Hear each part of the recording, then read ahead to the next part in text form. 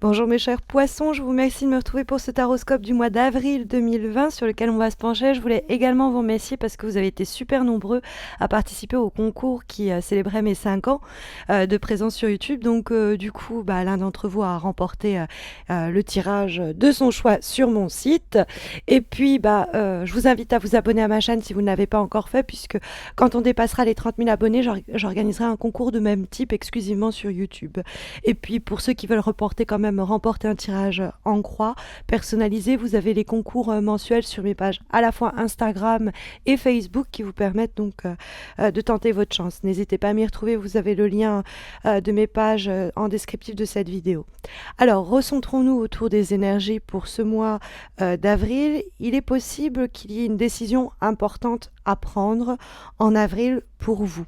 Quelque chose qui d'ailleurs pourrait un petit peu vous obséder, ou en tout cas ça va pas mal vous remuer sur le plan notamment émotionnel, bien que la situation peut se définir sur un plan très concret. C'est-à-dire que ça vous remue émotionnellement parce que vous devez prendre une décision qui va avoir des retombées et des conséquences matérielles, ou en tout cas tangible, très palpable. Mais il y a effectivement la question du choix qui apparaît à 2 reprises dans ce tirage, notamment à travers la carte du 7 de coupe que nous trouvons dans les obstacles. La carte du 7 de coupe, quand elle pose problème, c'est précisément l'idée d'être un peu prostré. Vous voyez ce personnage, il est face à tous ces toutes ces coupes, tous ces gobelets d'or qui contiennent autant de surprises, de bonnes surprises que de mauvaises, des pièges. Et donc, ces coupes-là, elles sont suspendues dans les nuages pour nous signaler comment c'est quelque chose d'irréel, de fantasmé, d'illusoire. Donc quand il est question de décision qu'on va retrouver à travers la carte de l'amoureux dans la direction pour votre mois d'avril, on peut comprendre qu'il y a un petit peu le besoin de séparer le grain de l'ivraie au cours des prochaines semaines, parce que le 7 de coupe, il a du mal à se décider, et en fait, choisir, comme on dit, c'est renoncer. Et le 7 de coupe pourrait être tenté de rester un peu dans l'expectative, d'envisager un petit peu tout, sans pour autant vraiment se décider. Et donc, ça va susciter éventuellement une période où tout est figé, alors qu'en réalité, il pourrait être très aisé de identifier, nous dit la carte du 7 de denier, qui va en plus faire écho au 7 de coupe, ils entrent en résonance l'un et l'autre, et ce 7 de denier, il nous dit qu'il faut très vite estimer ce qui mérite qu'on y investisse du temps ou des efforts. C'est combien je vais mettre d'énergie à ceci ou à cela, parce que qu'est-ce que ça va me reporter en retour? Où est-ce que je peux me projeter?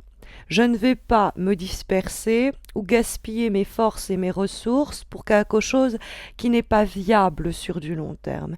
Et donc c'est vraiment une invitation pour faire le tri dans ce fameux 7 de coupe que l'on trouve ici.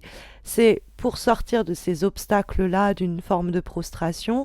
Le 7 de denier semble être une issue, en tout cas une solution, d'identifier ce qui est peut-être un peu fantasmé d'ailleurs avec le 7 de coupe, de discerner et distinguer ce que je dois mettre de côté qui n'a pas vocation à se réaliser pleinement sur du long terme, ou qui est plus un souhait ou un désir qui est le mien, mais si je suis un peu réaliste, je vais très vite comprendre que c'est juste ma façon de fuir la réalité ou de ne pas me décider, parce qu'il y a une nécessité de changer avec le 7 de coupe. Alors, peut-être qu'on ne sait pas exactement et qu'on s'inquiète. Et donc, dans ce cas-là, le 7 de denier nous donne la méthodologie, identifier ce qui, malgré des efforts fournis importants, on s'investit émotionnellement dans une relation amoureuse ou au boulot ou dans un projet, et on voit que rien n'évolue, que rien ne bouge. Donc, il faut trancher à ce propos. Peut-être qu'on va avoir l'opportunité en avril d'identifier le retour sur investissement plus faible que ce que l'on espérait ou que ce que l'on attendait. Et donc, il va falloir défendre un peu son territoire, je pourrais dire, avec la présence effectivement du 9 de bâton dans ce qu'on trouve de positif pour le mois, parce que le 9 de bâton, il est combatif. Le 9 de bâton, déjà, il est alerte, il est au taquet, hein, il monte la garde, et donc il est vigilant. Hein. Il est vigilant sur quelles sont les choses trappes, où est-ce qu'on essaye de piéger, où est-ce qu'on essaye aussi de me faire avaler peut-être un peu des couleuvres, parce que le 7 de coupe, ça peut être quelqu'un qui essaye de semer un peu la confusion et qui souffle le chaud puis le froid, qui nous garde dans des situations où on ne sait jamais de quoi demain sera fait. Et le 9 de bâton, c'est dans ce cas-là une invitation à propos de cette situation à dire là, ça ne passe plus, à défendre son positionnement. Et ça rejoint la carte du 7 de denier dans, voilà, ok, j'ai pris sur moi pendant un moment, mais je vois bien que ça ne change pas la donne, qu'il n'y a pas d'effort de l'autre côté, qu'on me garde comme ça dans le flou. Et donc, ça va m'inviter à le 9 de bâton, à défendre ses intérêts et à c'est un peu c'est l'idée de se dresser ou de se redresser en faisant ça je ne le veux pas, ça je ne le veux plus. Il y a un besoin d'affirmation avec le 9 de bâton. Ça peut être le besoin d'affirmation vis-à-vis de quelqu'un qui nous garde dans le flou et dans une situation, du coup, on a donné de sa personne et en retour, à l'heure actuelle, ou enfin en avril, on n'en sentira pas du tout les effets. Il n'y a rien de fructueux à la clé pour nous et donc il nous reste à décider à ce propos-là et prendre peut-être une décision un peu importante qui va défendre nos intérêts et remédier à ce côté nébuleux dans lequel cette personne ou cette situation tend à nous conserver. Ou alors, plus simplement, on est nous-mêmes assujettis au 7 de coupe, c'est-à-dire qu'on est nous-mêmes dans une incertitude, une confusion, une indécision, et il y a une période comme ça de flottement, on ne sait pas ce qui est faisable, ce qui ne l'est pas, et du coup on se questionne beaucoup. On nous invite vraiment avec le 7 de denier en vibration et le 7 de coupe dans les obstacles à être très terre à terre dans la situation et dans les objectifs qu'on se fixe et dans notre manière d'appréhender les choses.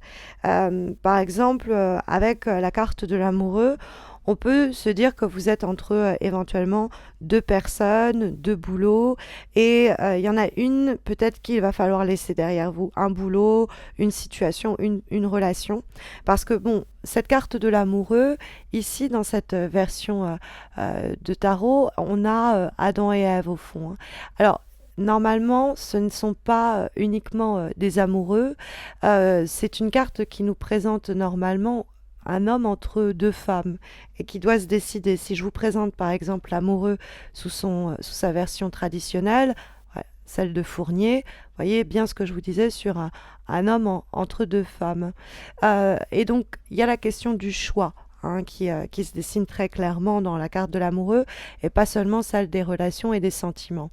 Donc avec le 7 de coupe, c'est pour ça que je vous disais, visiblement il y a une situation sur laquelle il faut se positionner, trancher et s'affirmer par ce biais parce que ça patine et ça ne nous rend pas le temps qu'on lui accorde. Donc on va certainement se décider pour s'affirmer, mais aussi pour mettre un terme à cette situation peu rentable ou peu avantageuse pour vous.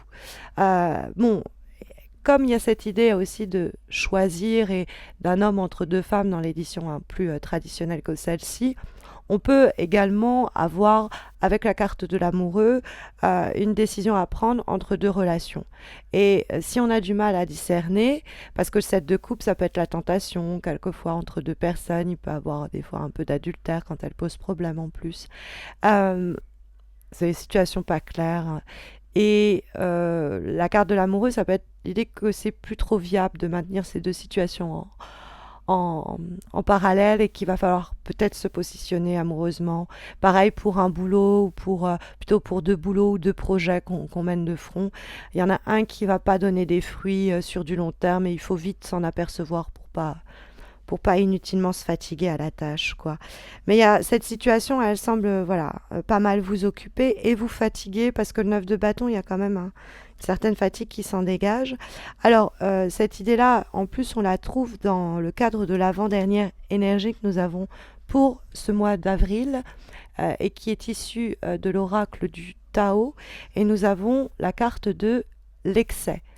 Et donc, alors, l'excès, ça peut être la gloutonnerie, au fond, dans l'idée de quelqu'un qui abuse, et c'est vis-à-vis bah, précisément de cette personne que le 9 de bâton doit s'affirmer et doit dire stop, quoi, et dire, bon, là, c'est plus possible, parce que, voilà, il nous maintient, cette personne nous maintient, ou cette situation nous maintient dans le flou. Et avec le 9 de bâton, il y a je m'affirme et j'agis, je me décide contre ça, pour moi, parce que c'est abusé, c'est excessif ce délai en suspens, hein, par exemple.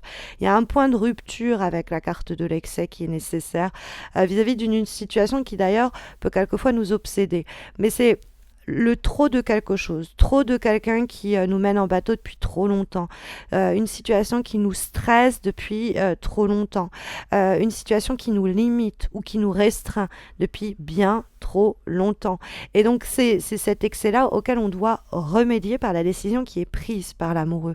Hein, c'est les énergies qu'on peut comprendre ici émerger de cette carte de l'excès qui nous parle de justement se délivrer. Il y a un point comme ça de rupture, de tension, de fatigue, de frustration qui nous appelle. C'est une sorte d'appel comme ça, une sorte d'éveil qui nous dit voilà, ça ne peut plus durer et je dois me décider à ce propos pour mettre fin à cette fatigue nerveuse hein, qui d'ailleurs peut en surgir. Comme dernière énergie, pour ce mois d'avril, nous avons une carte qui va extrêmement rentrer en résonance avec le 9 de bâton. Cette carte, elle est issue de l'oracle de l'harmonie et nous avons la carte du territoire. Et elle vous demande, cette carte, prenez-vous votre place. Donc dans une relation professionnelle, dans une relation amoureuse ou familiale, là où on a le sentiment qu'on nous mène en bateau, que on est peut-être en train de nous essayer de nous faire avaler n'importe quoi pour nous faire patienter parce qu'on voit bien que vous commencez à vous agacer du peu de résultats de la situation, que ça commence à être excessif la façon dont on abuse de vous et donc l'amoureux il faut se décider. Hein. La carte du territoire, elle rentre effectivement en résonance avec la carte du 9 de bâton qui nous dit je ne subis plus, je ne suis plus dans la position de victime, je ne vais plus subir, j'ai les armes qu'il me faut pour me battre, pour défendre ma place, pour défendre mes intérêts et je vais le faire au quotidien en osant dire non. C'est une carte qui nous appelle à poser des limites.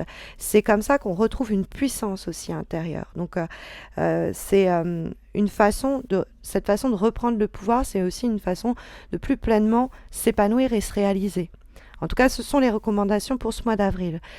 J'espère que ça saura vous guider, mes chers poissons, mais vous le savez, si vous avez besoin d'un tirage personnalisé, il y a toujours les concours mensuels sur mes pages Instagram et Facebook qui vous permettent d'en remporter un tirage en croix un petit peu comme celui-ci, mais répondant à votre question du moment.